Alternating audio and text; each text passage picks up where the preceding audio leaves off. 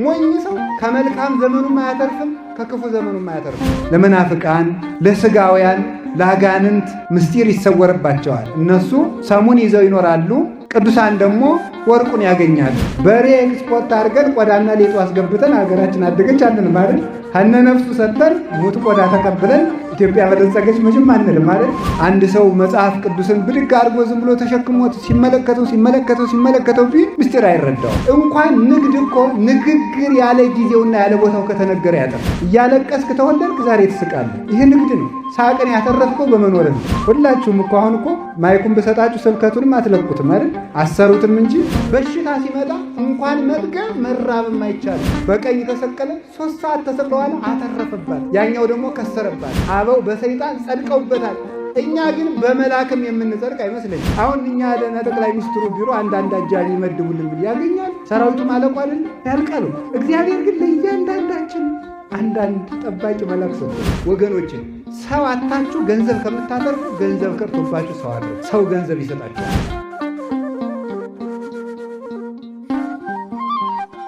ከውድቀታችን ያዳነን መድኃኒታችን ኢየሱስ ክርስቶስ በሀብት ስቦ በረድኤት አቅርቦ በቅዱስ ቦታው እንድንሰበሰብ ስለፈቀደልን በልባችን አስበን በአንደበታችን ተናግረን ስለማንፈጽመው ቸርነቱ ስሙ የተመሰገነ ይሁን። እግዚአብሔርን የወለደችልን የድኅነታችን ምክንያት የቤተ ክርስቲያናችን ንጽሕት ምልክት ወላዲተ አምላክ ቅድስት ድንግል ማርያም፣ ቅዱስ መስቀሉ፣ ቅዱሳን መላእክት፣ ቅዱሳን ነቢያትና ሐዋርያት፣ ቅዱሳን ሰማዕታትና ደናግል፣ ቅዱሳን መነኮሳት፣ ጻድቃን የሁሉም በረከታቸው ይደርብን። ለምንማረው ደግሞ ልቡናችንን ለወደፊቱ ደግሞ አሁን ለሚመጣው ይክፈትልን። ዋጋዋ ውድ የሆነች ዕንቁ በሚል ርዕስ እንማራለን። በአማርኛ ዕንቁ ብለናል፣ በግዕዝ ዕንቁ ይባላል ማለት ነው። ቀድሞ ያወቁት እውቀት ችግር ስለሆነ ተሳስቶ እንዳይመስላችሁ ብዬ ነው። ይህንን ቃል የምናገኘው የማቴዎስ ወንጌል ምዕራፍ 13 ቁጥር 44 ላይ የምናገኘው ኃይለ ቃል ሙሉ ቃሉ እንዲህ ይላል። መንግሥተ ሰማያት ዕንቁ የሚነግድን የሚፈልግን ነጋዴ ትመስላለች። ይህ ሰው ዋጋዋ ብዙ የሆነች ዕንቁ ባገኘ ጊዜ ያለውን ገንዘቡን ሁሉ ሽጦ ያችን ዕንቁ ገዛት፣ ዋጋዋ ብዙ ነውና ይላል። ስለ ቃሉ የእግዚአብሔር ስሙ የተመሰገነ ይሁን። ጌታችን መድኃኒታችን ኢየሱስ ክርስቶስ በምሳሌ ያስተማረው ትምህርት ነው። ምሳሌ የሚነገርበት ምክንያት አንደኛ ከማያውቅ ሰው ለማያውቅ ሰው ነገር ለማቅለል ምሳሌ ይመሰላል። ለማስረዳት ለመግለጥ ምሳሌ ይመሰላል። አይምሮው ረቂቅ ለሆነው ልቡናው ከህሊናው ለተስማማለት ሰው ደግሞ ያለ ምሳሌም ይነግሩታል ይረዳልም። ሁለተኛ ደግሞ ምሳሌ ተመስሎ የሚነገረው ከክፉ ሰዎች ምስጢር ለመሰወርና ሀብተ መንፈስ ቅዱስ እንዲሁ በስንፍና የምትገኝ ስላልሆነች ሮው ግረው ለፍተው እንዲያገኟት በምሳሌ ይመሰላል ማለት። አይምሮ ላለው ሰው ምሳሌ ይመስሉለታል፣ ላለው ሰው ይሰጠዋል፣ ይጨምሩለታል ይላል። ላለው ይሰጠዋል ይጨመርለታል ማለት ላለው ይሰጠዋል ማለት አይምሮው ለቀና ሰው ምሳሌ መስለው ምስጢሩን ተርጉመው ይጨምሩለታል። አይምሮ ለሌለው ሰው ግን ያኑ ምሳሌውን ይመስሉበታል እንጂ አይመስሉለትም። ያኑ አይምሮውን ነስተው በግዕዘ እንስሳ ያቆሙታል። ምሳሌውን ከመረዳት ወደ አለመረዳት ያወጡታል፣ ምስጢር ይሰውሩበታል። ስለዚህ ምሳሌ በመጽሐፍ ተመስሎ የተጻፈበት ምክንያት አንደኛ ምስጢር ለመግለጥ ነው፣ ሁለተኛ ምስጢር ለመሰወር ነው። ምስጢር ለመግለጥ አይምሯቸው ለቀና ለበቁ ለቅዱሳን፣ ምስጢር ለመሰወን ጽነት ላለባቸው ለመናፍቃን፣ ለስጋውያን፣ ለአጋንንት ምስጢር ይሰወርባቸዋል፣ በምሳሌ ይነግሩባቸዋል። እነሱ ሰሙን ይዘው ይኖራሉ፣ ቅዱሳን ደግሞ ወርቁን ያገኛሉ። ስለዚህ ጌታችን መድኃኒታችን ኢየሱስ ክርስቶስ በምሳሌ ያስተምር የነበረው ስለዚህ ነው። መጽሐፍ ቅዱስን ስንማርና ስንመለከት ማስተዋል ያለብንም ለዚህ ነው። ለበቁት ተመስሎላቸዋል፣ ለክፉዎች ደግሞ ተመስሎባቸዋልና ከተመሰለባቸው ወገን እንዳንሆን የተመሰለላቸው የተረዱትን ያስረዱን ዘንድ ከተመሰለላቸው ሲያስተምሩ ከእግራቸው ሲጸልዩ ከረዴታቸው በመጠጋት ምስጢሩን እንረዳለን ማለት ያንን ምስጢር ከአበው ያገኘነውን እንማራለን ማለት ነው። ካልሆነ ግን ሳይማሩም ወይም ሳይበቁ የበቁትንም ሳይፈልጉ የእግዚአብሔርን ምስጢር እንዲሁ እረዳዋለሁ ቢሉ ፈጽሞ አይገናኙም ሰው ከእግዚአብሔር እቅፍ ከመውጣቱ በስተቀር ማለት። አንድ ሰው መጽሐፍ ቅዱስን ብድግ አድርጎ ዝም ብሎ ተሸክሞት ሲመለከተው ቢል ምስጢር አይረዳው። ስለዚህ አበው ያስተማሩትን እንማራለን እና ጌታችን ያስተምር የነበረ ለሕዝቡ ምሳሌ ለመግለጥ ከፈሪሳውያን ደግሞ ምስጢር ለመሰወር ነው። ለደቀ መዛሙርቱ ቤት ውስጥ ይተረጉምላቸዋል። ሕዝቡ ደግሞ ለሰም የሚሆናቸውን ተምረው ይሄዳሉ። በረድኤት ይጠቀሙበታል በየዋህነት እና በምሳሌ መስሎ ካስተማረው መካከል መንግሥተ ሰማያት ውስጥ ሰው በምን መልኩ እንደሚገባ መንግሥተ ሰማያት ምን እንደሆነ ይህንን ሲያስረዳ የተናገረበት አንቀጽ ነው። እንግዲህ መጽሐፍ ቅዱስ ውስጥ በሐዲስ ኪዳን የሰው ልጅ ወደ ክርስቶስ በሚያደርገው ጉዞ በብዙ ወገን ተመስሏል። ለምሳሌ ለክርስቲያን ምሳሌ ከሆኑት መካከል ገበሬ፣ ወታደር፣ ጨዋታ ተወዳዳሪ፣ አራተኛው ደግሞ ነጋዴ ነው። እነዚህ ሌሎችን በሌላ ጊዜ ትማሯቸዋለን። ክርስቲያን በገበሬ ይመሰላል፣ በወታደር ይመሰላል። ከዚያ ደግሞ ምን ተብሏል? በሩጫ ይሄ በዘመኑ የቅዱስ ጳውሎስ መልእክት የተጻፈበት ጊዜ በግሪክ የቡጢ ወይም ዛሬ ቦክስ የሚባለው ነው አይደል? የእሱ ውድድር የነበረበት ጊዜ ስለነበረ በእነዚያ ተወዳዳሪዎችና በሩጫ ተወዳዳሪዎች መስሎ ሁሉ አስተምሮበታል። እኔ ቡጢ ሰልጥኑ ግን አላልኩም። የተጻፈበት ምክንያት በዘመኑ ምሳሌ እንደዚያ ብሎ ተጽፈዋል ማለት ነው። ልክ ደግሞ እንደዚሁ ሁሉ በነጋዴ ነው። አሁን ዛሬ ሁላችሁም ራሳችሁን ነጋዴ አድርጋችሁ ሳሉ። ሁላችሁም እኔ ነጋዴ በሆን በቃ አሁን እንግዲህ እኔ የመንግሥተ ሰማያት ነጋዴ ነኝ። ምክንያቱም ጌታ ምን ብሏል? መንግሥተ ሰማያት መልካም ዕንቁን የሚፈልግ ነጋዴ ትመስላለች ብሎ። አሁን እዚህ ውስጥ የተቀመጥነው ሁላችንም ለንግድ ነው። ነጋዴ የሚያወጣው አለ፣ የሚያጣው አለ፣ የሚያገኘው አለ፣ የሚያተርፈው አለ፣ የሚያከስረው አለ፣ የሚያማክረውም አለ። እነዚህን ለይቶ ማወቅ አለበት። ምን አወጣለሁ? ምን አጣለሁ? ምን አገኛለሁ? ምን እከስራለሁ ማለት የነጋዴ አንዱ እኮ ተመልከቱ። ነጋዴ የሚያሰኘው አንዱ ምንድን ነው? የመጀመሪያው ምን ያበላል የሚል ማወቅ አለበት። አሁን የሚሸጥ ምንድን ነው? ድንች በሚሸጥበት ጊዜ ጓያ የሚሸጥ ከሆነ ይከስራል ማለት ሰው የሚሸጠውን አሁን ምንድን ነው የሚያበላ? ትክክለኛው ንግድ ምንድን ነው ብሎ ንግድ ማወቅ አለበት። የት ነው የምነግደው ብሎ ደግሞ ማወቅ አለበት አንድ ሰው ማለት። አሁን አንድ ሰው ገዳም መጥቶ ከረሜላ ቢል ይከስራል። የሚሸጥበትን ማወቅ አለባችሁ ማለት። የት እንደሚሸጥ ካልታወቀ ይከስራል። ንግድ ጊዜ አለው። ንግድ ምንነት አለው፣ የትነት አለው። መቼት ነው የሚባለው በዚህ በስነ ጽሑፍ ቋንቋ መቼት ይባላል። መቼና የት ማለት ነው። መቼት የሌለው ክርስቲያን እንዴ! የስነ ጽሑፍ ባለሙያዎች መቼት እያሉ እናንተ መቼት አልባ ትኖራላችሁ። መቼና የትን ለይተን ማወቅ አለ። መቼ ነው የሚያዋጣኝ የት ነው የሚያዋጣኝ ብሎ መናገር አለበት። እንኳን ንግድ እኮ ንግግር ያለ ጊዜውና ያለ ቦታው ከተነገረ ያጠፋል። ያለ ቦታ መልካም ንግግር ቢሆን እንኳን ጌታ ያለ ምንድን ነው? የምነግራችሁ ነገር ነበረኝ፣ ነገር ግን ዛሬ ልትሸከሙት አትችሉም ይላል። ጊዜ አለው። ሰው የሚሰማበትም ጊዜ አለው፣ የሚናገርበትም ጊዜ አለው። ለሁሉም ነገር ጊዜ አለው። ያለ ጊዜው መከራ ብቻ ሳይሆን ጸጋ ራሱ ጥፋት ነው። ያለ ጊዜው ከመጣ ጸጋም ቢሆን ያጠፋል። ጊዜ ያሻዋል በእውነቱ ማለት ጊዜውን ጠብቆ ታግሶ መቆየት ግን እግዚአብሔርን ታገሰው ቆየው እርሱም ርስትን እንድትወርስ ያደርግሃል ይላል ቅዱስ ዳዊት። እና የሚነግደውን መቼ የሚነግደውን የት የሚያውቅ እንደገና የሚነግደውን ምንነት የሚያውቅ አንድ ሰው እግዚአብሔር ያሳያቸው። ንግዱ የንግዱ ወረት 100,000 ብር የሚዝናናው በ200,000 ብር ከሆነ ይሄ ነጋዴ ነው። ምንድን ነው ቀልደኛ መሆን አለበት ማለት 100,000 ብር ያወጣል። 100,000 ብር አይነቱ ነው ወይም 100,000 ብር ያተርፋል። 200,000 ብር ያወጣል። ነጋዴ ማለት በራሱ እኮ በኢኮኖሚክስ ትምህርትም እናንተ እንደምትሉት እኔ ተውሸ ነው እንደምትሉት እኮ አንድ ሰው ነገደ የሚባለው ወጩ አንሶ ገቢው ሲበዛ ማለት ይሄ ነጋዴ ይባላል። ወጩ አንሶ ገቢው ሲበዛ ይሄ ሰው እየነገደ ነው ይባላል። ሀገርም አደገች የሚባለው እንደዚያ ነው። እንግዲህ እሱን ለገቢዎች ሚኒስቴር እንተዋለን፣ የሚያገባኝ ነገር የለም። ዋናው ሀገርም አደገ የሚባል ጥቂት አስወጥታ ብዙ ስታስገባ ነው። እንደሱ ነው እንጂ በሬ ኤክስፖርት አድርገን ቆዳና ሌጦ አስገብተን ሀገራችን አደገች አለን ማለት ሀነ ነፍሱ ሰጠን ሙት ቆዳ ተቀብለን ኢትዮጵያ በለጸገች መቼም አንልም ማለት። ስለዚህ ምን ያሻዋል ማለት ነው። ወጪውና ገቢ ተለይቶ መታወቅ አለበት። ዝም ብሎ ሰው እኮ እና ንግድና ወጪና ገቢ መታወቅ አለበት። እና የምናወጣው ጥቂት የምናገኘው ብዙ። ኑሮ ማለት ይሄ ነው። በአጠቃላይ በምድር ያለ ነው የህይወታችን መንገድ ኑሮ ነው። አጠቃላይ የሰው ልጅ ኑሮ በራሱ ንግድ ነው። ፖለቲከኞች ይላሉ አይደል? ምንድነው የሚባለው? ማን ኢዝ ባይ ኔቸር ፖለቲካል አኒማል ይባላል አይደል? ሰው በተፈጥሮ ፖለቲካዊ፣ እኔ አላልኩም እናንተ ነው ያላችሁት። ሰው በተፈጥሮ ፖለቲካዊ ነው እኔ ያልኩት።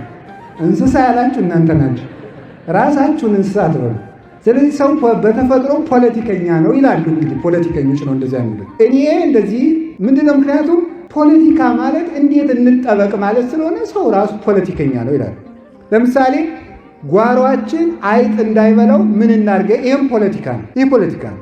ባክቴሪያዎች እንዳይገሉን ውሃ ፍልተን እንጠጣ። ይህም ፖለቲካ ነው። ፖለቲካ እንዴት ተጠንቅቀን እንኑር ስለሆነ ይህም ቢሆን ፖለቲካ ነው የሚሉት እንግዲህ ለባለሙያ እንግዲህ እሱንም ለፖለቲከኛ ትቻለህ። ግን እኔ ከሱ ይልቅ ሰው በተፈጥሮ ነጋዴ ነው። ለምሳሌ ስንወለድ የስንት ወር ሰው ነበር? የ9 ወር ከ5 ቀን ከ10ም የሚያደርጋል አንዳንዱ ልጅ ከ5 ቀን። አሁን ለምሳሌ ስንት ዓመት ነው ማለኛ?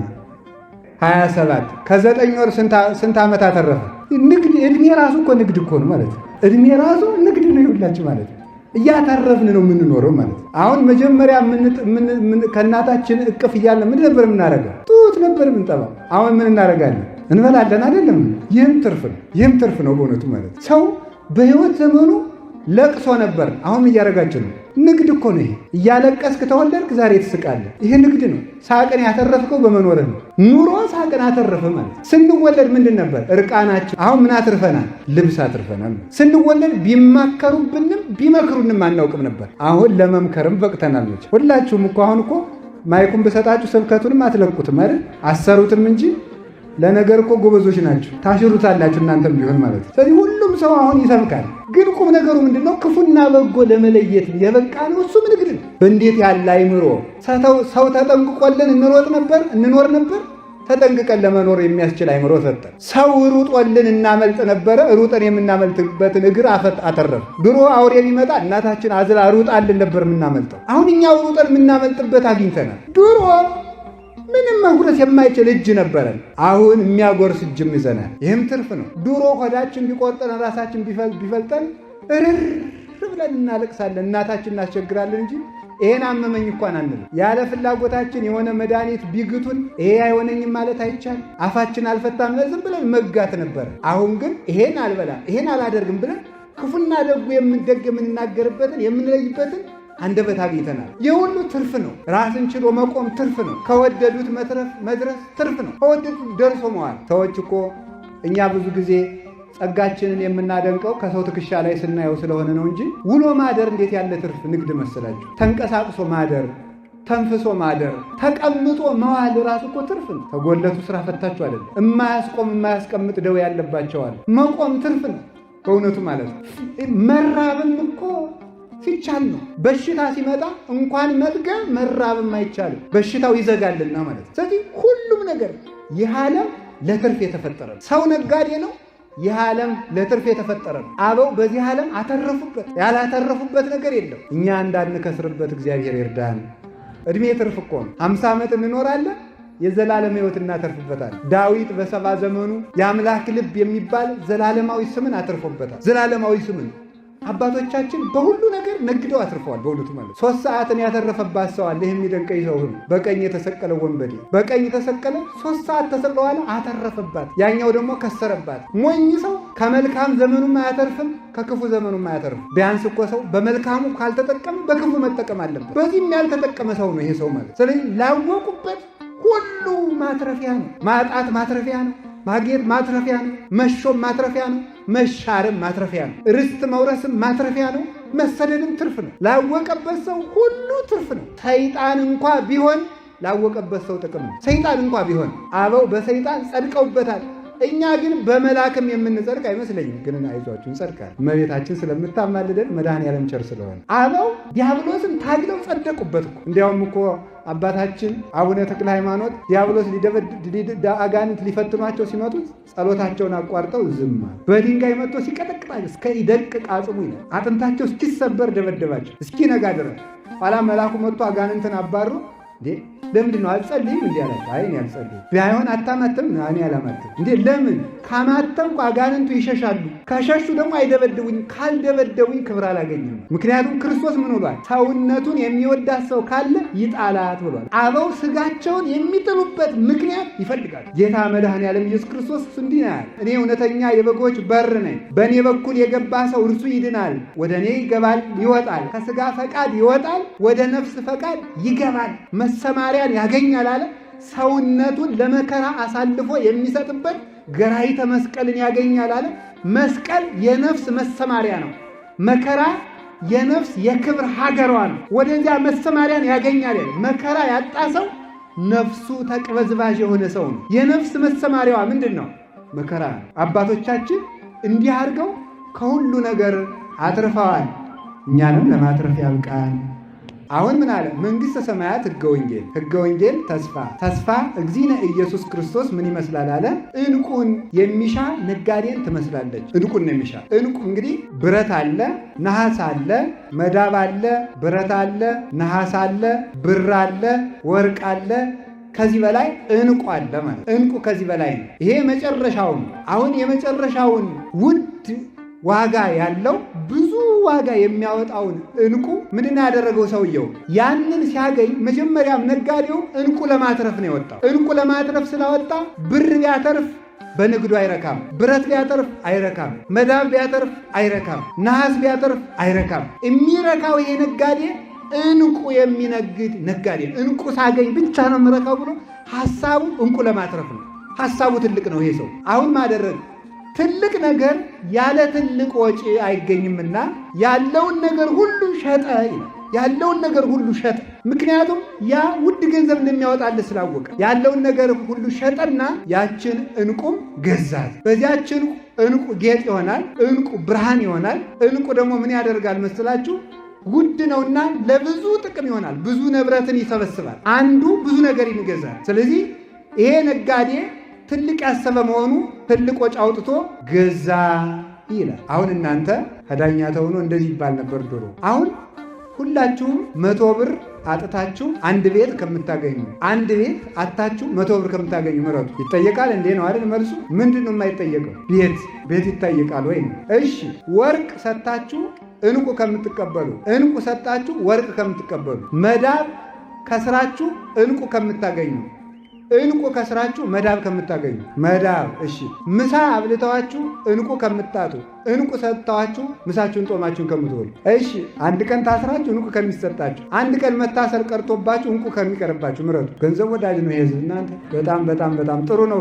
ግድ የለም መልካም መርጣችኋል። አንድ ቀን ታስሮ ለብዙ ቀን በሰላም መኖርም መልካም ነው። ትልቁ ነገር መናኛውን አጥቶ ዋናውን ማትረፍ ማለት። መናኛውን አጥቶ ዋናውን ማትረፍ ካልሆነ ግን የተገለበጠ ኑሮ ይሆናል። ታዲያ ይሄ ዕንቁ የተባለ ምንድን ነው ካላችሁኝ፣ ዕንቁ የተባለ የመጀመሪያው ሰው ነው። ሰው ምን ይባላል? ዕንቁ ይባላል። ሰው በጣም ውድ ንብረት ነው። በእውነት ማለት በጣም ውድ ንብረት ነው። እንደ ሰው ያለ የተከበረ ዋጋ ያለው ፍጥረት የለም። እንደ ሰው ያለ ዋጋ ያለ። ምክንያቱም ሰማይ ተፈጠረ ለሰው፣ ከዋክብት ተፈጠሩ ለሰው፣ ጨረቃ ተፈጠረች ለሰው፣ ምድር ተፈጠረች ለሰው፣ ውሃ ተፈጠረ ለሰው፣ 7ቱ ሰማያት ተፈጠሩ ለሰው፣ ደመና ተፈጠረ ለሰው፣ ጠፈር ተፈጠረ ለሰው፣ ዛፍ ተፈጠረ ለሰው፣ አዝሬት አትክልት ተፈጠሩ ለሰው፣ እንስሳት ተፈጠሩ ለሰው፣ አውሬ ተፈጠረ ለሰው፣ መልአክ እንኳን የተፈጠረ ለሰው። ሰው ልዩ ፍጡር እኮ ነው። እያንዳንዱ ሰው እኮ ንጉሥ እኮ ነው። እያንዳንዱ ሰው ውሎ ሲገባ ገብቶ ሲወጣ ማንም ሰው ንጉሥ እኮ ነው። እንዲህ ይገርማል እኮ። አሁን እኛ ደህና ጠቅላይ ሚኒስትሩ ቢሮ አንዳንድ አጃቢ ይመድቡልን ብል ያገኛል። ሰራዊቱ ማለቁ አይደለም ያልቃል እኮ።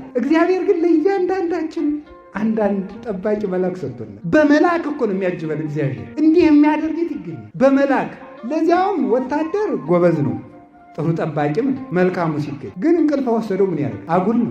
መላእክት ግን አይተኙም። ከደከመስ ምን ይደረጋል? ራሱ ጠባቂው ቢመታስ ምን ይደረጋል? ራሱ ጠባቂው ቢመታስ ምን ይደረጋል? መልአክ ግን አይመታም። መልአክ አይመታም፣ ረቂቅ። ስለዚህ ክርስቶስ እንለዋለን የማይለወጥ ጠባቂያችን እንለዋለን። በዘመናት የማይለወጥ በእውነቱ ማለት ለመልአክ ጉቦ መስጠት አይቻልም፣ አይቀበልማ። የት አግኝተው ውስጥ ትሰጠዋለህ? የት አግኝተው? የሚሰጥ ቢሆን ኑሮ እኮ አጥፍታችሁን ነበረ። ለመልአክ ጉቦ ሰጣችሁ፣ አይቀበልም። የሚሰጥም የለ የሚቀበልም የለ። በገንዘብ የማይለወጥ አይመሽበት ነገር፣ አይደክመው ነገር፣ አያመው ነገር የሚመከርብንን ቀድሞ የሚሰማ ጠባቂ የተሰጠን የሰው ልጅ ክቡር ፍጥረት ነው። ሰው ውድ ገንዘብ ነው ወገኖቼ። ሰው አታችሁ ገንዘብ ከምታተርፉ ገንዘብ ቀርቶባችሁ ሰው አትርፉ። ሰው ገንዘብ ይሰጣችኋል።